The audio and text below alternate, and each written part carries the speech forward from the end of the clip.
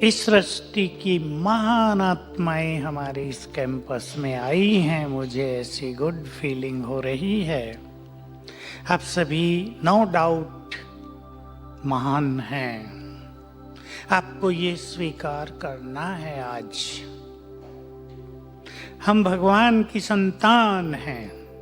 मैं इस बात पर आपको लेकर चलूंगा और सबकॉन्शियस माइंड को हम और पावरफुल कैसे बनाएं, उसकी शक्तियों को हम कैसे यूज करें, जैसे मैंने कराया है लोगों से और किया है अपने लिए भी। जैसा भाई साहब ने बताया, ये पावर ऑफ थॉट का टॉपिक हमें मिला हुआ था बहुत समय से। इस पर हमें रिसर्च करानी थी, तो इस पर बड़े सुंदर सुंदर एक्सपीरियंस आ गए हैं। मैं वो आपके सामने रखता हूँ और आप अपनी मेडिकल प्रैक्टिस में उनको यदि जोड़ लेंगे तो आपको डबल बेनिफिट होगा, पेशेंट्स को बहुत फायदा होगा। सभी महान हैं। Are you agree to it? महान, क्योंकि हम भगवान के बच्चे हैं। एक बात आज मैं आपको कह रहा हूं, हम सभी महान हैं। और दूसरी इंपॉर्टेंट बात जिससे आज का टॉपिक जुड़ा है, हम भगवान के बच्चे हैं एंड ही इज ऑलमाइटी। तो हम क्या हुए? टाइगर का बच्चा टाइगर होता है ना, या कुत्तों से डर जाएगा? बताओ। टाइगर का छोटा सा बच्चा 1 मास का कुत्तों से नहीं डरेगा। जो शक्ति उसके माँ बाप में है वो उसमें आ जाती है। हम ऑलमाइटी की संतान हैं। Therefore we are most powerful souls in the world. आपको ये अच्छी तरह आज रियलाइज करना है, अपनी शक्तियों को रिकॉग्नाइज करना है, उसकी अवेयरनेस को बढ़ाना है। We are not weak, we are very powerful. इसके लिए एक शब्द जो मैं बोल रहा हूँ वो आप ध्यान से सुन लेंगे, सिंपल है, और उसके आधार पर हम सबकॉन्शियस माइंड को यूज करने के जो प्रयोग हैं उस पर चर्चा करेंगे। तो he is almighty and I am master almighty. मैं मास्टर सर्वशक्तिवान हूं। बहुत ये सुंदर थॉट है। आप सब भी जानते हैं, सुनते आए होंगे। हमने बचपन से सुना, थोड़ी आयु बड़ी हुई तो सुनने लगे कि मनुष्य के मन में बहुत शक्तियां हैं, वो सोई रहती हैं, उन्हें जगाओ। पर किसी ने ये नहीं बताया कि जगाओ कैसे। शक्तियां कोई मनुष्य तो नहीं है जिसको हिला डुला के जगा दें। क्यों वो सोई हैं? ये एक इंपॉर्टेंट क्वेश्चन है। हम इसके आंसर को जानते हैं। हमें जगाना है उनको। जितना हम सवेरे उठते ही याद करेंगे, मैं ऑलमाइटी की संतान मास्टर ऑलमाइटी हूँ, हमारे मन की सोई हुई शक्तियाँ जगने लगेंगी। सिंपल तरीका है। जैसे कोई व्यक्ति सोचने लगे आपके फील्ड में, मैं बहुत बीमार हूँ, मैं बहुत बीमार हूँ, अब तो मैं ठीक होंगी ही नहीं, तो क्या होगा? वही होगा ना।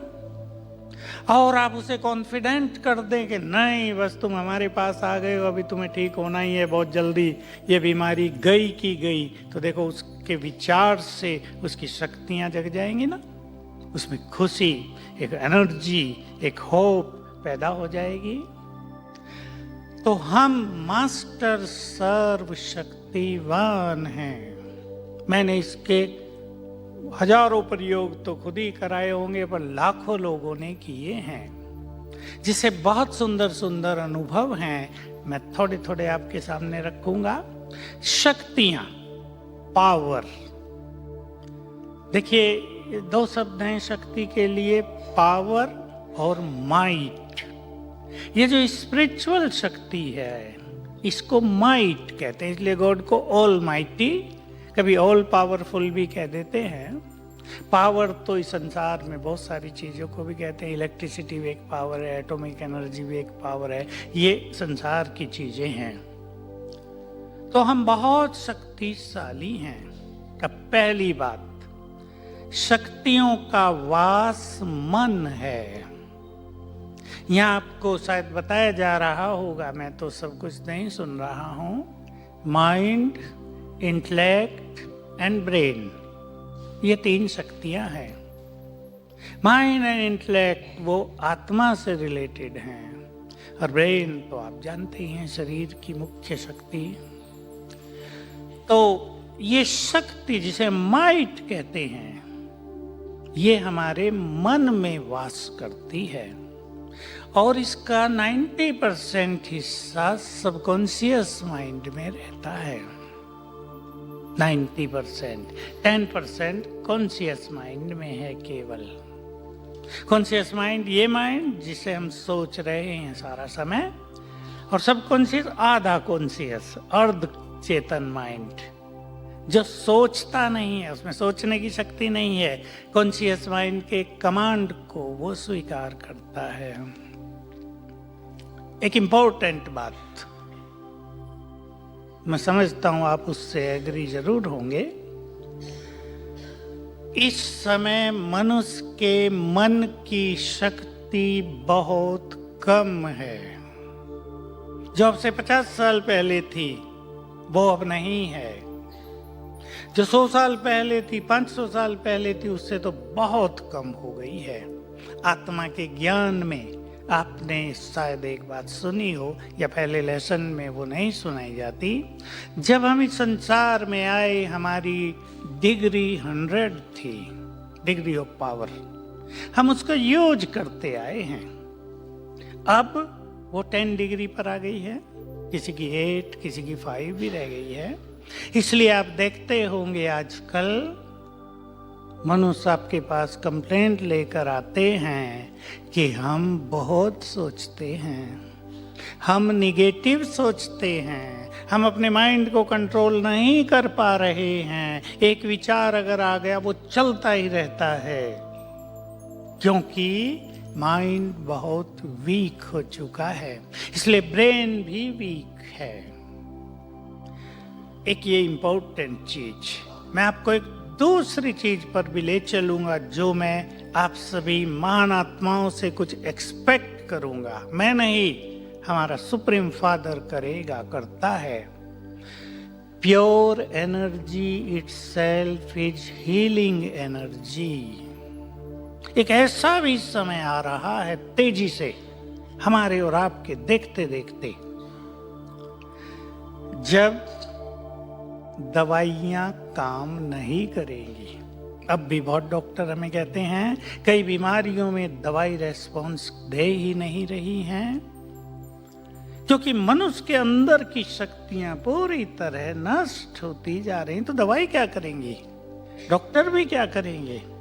मनुष्य ने अपने को इतना निगेटिव, इतना वीक बना लिया है कि दवाई, जैसे दवाइयों को रिजेक्ट कर रहा है, एक्सेप्ट ही नहीं कर रहा, तो वो पूरा असर ही नहीं डाल रही हैं। तो